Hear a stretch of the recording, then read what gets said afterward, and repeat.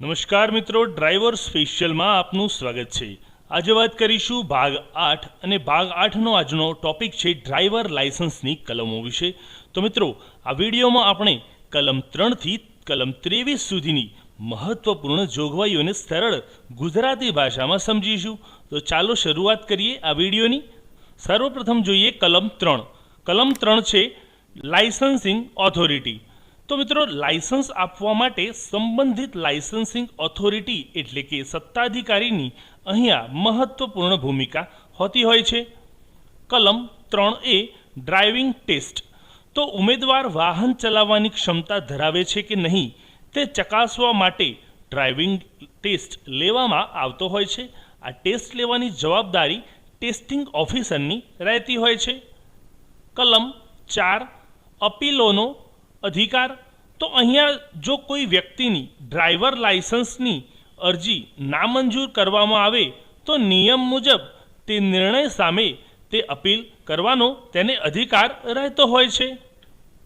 कलम 5 ड्राइविंग लाइसेंसनी फी। तो driving licence कढाववा माटे अरजदारे नियत जे नक्की करवामां आवेली फी होय ते मुजबनी फी निर्धारित करेली फी त्या तेमने चूकववानी रहती होय छे। नेक्स्ट जोईए कलम 6 फी मांथी मुक्ति। तो केटलीक निर्धारित परिस्थितिओमां नियम मुजबनी जे फी नक्की करेली होय छे तेमांथी तेमने मुक्ति मेळववानी जोगवाई करवामां आवेली होय छे ते कलम 6 मां दर्शावेली होय छे। कलम 7 पत्र व्यवहारनुं फॉर्म। तो लाइसेंसिंग अधिकारी एटले के जे लाइसेंसिंग ऑथोरिटी ऑफिसर होय अने अरजदार वच्चे थता पत्र व्यवहार अथवा अरजीओ माटे निर्धारित फॉर्मनो उपयोग करवामां आवे छे त्यां आ कलम 7 नो उपयोग थतो होय छे। कलम 8 अरजीनी तपास। तो ड्राइविंग लाइसेंसनी अरजी अंगे वधु तपास करवानी सत्ता लाइसेंसिंग ऑथोरिटीनी पासे होती होय छे। कलम 9 ड्राइविंग सर्टिफिकेट। तो ड्राइविंग सर्टिफिकेट आपवा माटेनी जोगवाई आ कलम में एटले के कलम 9 में करवामां आवेली छे। नेक्स्ट छे कलम 10 थी 12 सील अने सिक्को। तो मित्रों, कलम जे 10 छे तेनी अंदर फोटोग्राफ पर सील सिक्को करवानी जोगवाई छे एटले के ड्राइविंग लाइसेंसना फोटोग्राफ पर सील अथवा सिक्को लगाववा अंगेनी जोगवाई छे। ज्यारे कलम 11 हेठळ तेने सील मारवानी जोगवाई छे। तो लाइसेंस में रहेला फोटोग्राफ पर सील लगाववानी प्रक्रिया अंगे आ जोगवाई करवामां आवे छे। अने कलम 12 हेठळ फोटो बदलवो, जो ड्राइवरनो तेमने फोटो बदलवो होय तो ते अंगे कलम 12 नी अंदर जोगवाई करवामां आवेली छे। तो जरूरियात मुजब ड्राइविंग लाइसेंस में फोटोग्राफ बदलवा अंगेनी प्रक्रिया आ कलम 12 हेठळ करवामां आवती होय छे। कलम 13 जोईए तो डुप्लिकेट ड्राइविंग लाइसेंस। तो घणा मित्रों ने જ્યારે વાહન ચલાવતી વખતે અથવા તો ક્યાંક બહાર જતી આવતી વખતે ડ્રાઇવિંગ લાઇસન્સ ખોવાઈ જતું હોય છે। તેવા સંજોગોમાં જો તમારે ડુપ્લિકેટ લાઇસન્સ કઢાવવું હોય તો તેના માટેની શું જોગવાઈ છે? તો કલમ 13 હેઠળ તે જોગવાઈ છે કે લાઇસન્સ ખોવાઈ જાય, ફાટી જાય અથવા ખરાબ થાય તો શું કરવું? ડુપ્લિકેટ લાઇસન્સ કઢાવવા માટે શું કરવું જોઈએ?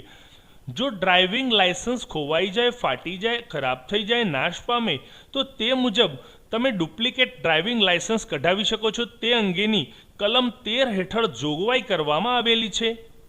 હવે જોઈશું કલમ 14 સરનામામાં ફેરફાર। તો જો ડ્રાઇવિંગ લાઇસન્સ ધરાવનાર જે વ્યક્તિ છે તે પોતાનું રહેઠાણ અથવા ધંધાનું સ્થળ બદલે તો નિર્ધારિત સમયમાં લાઇસન્સમાં નવું સરનામું અપડેટ કરાવવાનું રહેતું હોય છે। તેની જોગવાઈ કલમ 14 હેઠળ છે। ત્યારબાદ જોઈશું કલમ 15 ટ્રાન્સપોર્ટ વાહનના ડ્રાઈવરોની ફરજો। તો ટ્રાન્સપોર્ટ વાહનના ડ્રાઈવરે પોતાની ફરજ યોગ્ય રીતે બજાવવી જોઈએ। વાહન ચલાવતી વખતે નિયમોનું પાલન કરવું અને યોગ્ય વર્તન રાખવું ખૂબ જ જરૂરી છે। કલમ નેક્સ્ટ જોઈશું કલમ 16। તો કલમ 16માં છે પબ્લિક સર્વિસ વાહન એટલે કે જાહેર સેવાના જે વાહનો ચલાવતા હોય તેવા ડ્રાઈવરો વિશે વાત છે અહીંયા। तो जाहेर सेवा वाहनना ड्राइवरे पोतानी फरज दरमियान धूम्रपान न करवू जोईए, स्वच्छ यूनिफॉर्म पहेरवा जोईए अने वाहन स्वच्छ राखवू जोईए। जेवी वधुनी फरजोनुं तेमने पालन करवानुं રહેતું હોય છે। કલમ 17 જોઈશું મોટર કેબ અને મેક્સી કેબ વિશે। તો મોટર કેબ અને મેક્સી કેબના ડ્રાઈવરો માટે પણ તેમની ફરજ નિશ્ચિત કરવામાં આવેલી છે। આ ફરજ અને વર્તન અંગેના જે નિયમો નક્કી કરવામાં આવ્યા છે તે કલમ 17 હેઠળ તેની જોગવાઈ કરેલ છે। કલમ 18મી જોઈશું ખાસ અધિકૃતતા એટલે કે ઓથોરાઇઝેશન। તો ટ્રાન્સપોર્ટ વાહન ચલાવવા માટે જરૂરી હોય ત્યારે સંબંધિત સત્તાધિકારી દ્વારા ખાસ અધિકૃતતા એટલે કે ઓથોરાઇઝેશન આપવામાં આવતું હોય છે। કલમ 19 જોઈશું તો બેજ દર્શાવવો, જે ડ્રાઈવરનો બેજ હોય તે તેમને દર્શાવવો જરૂરી છે। એટલે કે કેવી રીતે? તો પબ્લિક સર્વિસ વાહનના ડ્રાઈવરે પોતાની છાતીની ડાબી બાજુએ, તો મિત્રો આ ડ્રાઈવરનો બેજ ક્યાં જોવા મળશે તમને? ડ્રાઈવરની જે છાતીનો ડાબી ભાગનો જે એમનું ખિસ્સું હોતું હોય છે તેના પર મોટા ભાગે ત્યાં બેજ લટકાયેલો હોતો હોય છે। તો ડ્રાઈવરે પોતાની છાતીની ડાબી બાજુએ નિયત કરેલું બેજ એટલે કે બિલ્લો પ્રદર્શિત કરવો ફરજિયાત છે। ઘણી વખત પરીક્ષાઓમાં મિત્રો પૂછાતું હોય છે કે ડ્રાઈવરનો બેજ તેના યુનિફોર્મની કઈ સાઈડ હોતો હોય છે? તો જવાબ આવશે ડાબી બાજુ। આ બિલ્લો અથવા તો બેજ દર્શાવવો તેમને ફરજિયાત હોતો હોય છે અને તેની જોગવાઈ કલમ 19 હેઠળ કરવામાં આવેલી છે। હવે નેક્સ્ટ જોઈએ। નેક્સ્ટ કલમ છે કલમ 20 અપીલ કરવાની પદ્ધતિ। તો અપીલ કરવાની શું રીત છે? તો કોઈ નિર્ણય સામે અપીલ જો કોઈ ડ્રાઈવરે કરવી હોય તો તેની નિર્ધારિત પદ્ધતિ અને રીતનું તેને પાલન કરવાનું રહેતું હોય છે। કલમ 21 લાયસન્સની વિગતો। તો લાયસન્સની વિગતોની નકલ જોઈએ તો ડ્રાઇવિંગ લાયસન્સની વિગતોની નકલો પૂરી પાડવા અંગેની જોગવાઈ આ કલમ હેઠળ કરવામાં આવી છે। કલમ 22 રોડ રોલર। તો રોડ રોલર વિશે જોઈએ તો કાર્યરત રોડ રોલર ચલાવનાર ડ્રાઈવરને ડ્રાઇવિંગ લાયસન્સ સંબંધિત કેટલીક જોગવાઈઓ લાગુ પડતી નથી। તેનું જે તમામ લિસ્ટ છે તે કલમ 22 હેઠળ દર્શાવેલું છે। એટલે કે જે રોડ રોલરના ડ્રાઈવર હોતા હોય છે તેમના માટેની થોડી જોગવાઈઓ આ 22 કલમ હેઠળ અલગથી દર્શાવવામાં આવતી હોય છે। કલમ 23 જોઈએ લાયસન્સનો ડેટા રિપોર્ટ।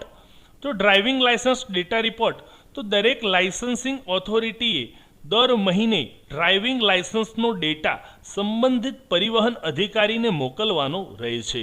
આ માહિતી એકત્ર કરીને નિર્ધારિત સમયમાં રાજ્ય સરકારને મોકલવાની જવાબદારી રહેતી હોય છે। હવે નેક્સ્ટ એ વાત કરીએ તો મિત્રો આ રીતે આપણે કલમ 3 થી 23 સુધી ડ્રાઇવિંગ લાયસન્સ અને ડ્રાઈવરોની ફરજો સાથે જોડાયેલી મહત્વપૂર્ણ જોગવાઈઓ સરળ ભાષામાં સમજી। જો તમને આ માહિતી ઉપયોગી લાગી હોય તો વિડીયોને લાઈક કરો, ચેનલને સબસ્ક્રાઈબ કરો અને આ માહિતી તમારા મિત્રો સાથે અચૂક શેર કરશો। આવી જ મહત્વપૂર્ણ માહિતી માટે અમારી ચેનલ સાથે જોડાયેલા રહો। આભાર। જય હિન્દ।